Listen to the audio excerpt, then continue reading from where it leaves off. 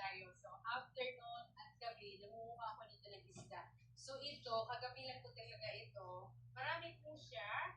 Pero gustong-gusto ko po kasi pag nagbenta ng isda, at least dalawang box kasi ang bilis lang po talaga maubos pag nagbebenta kami sa baryo.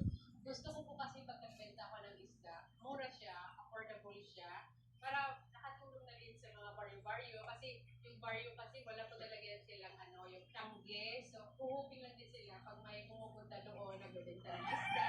So, like what we doing. Let's boil some water.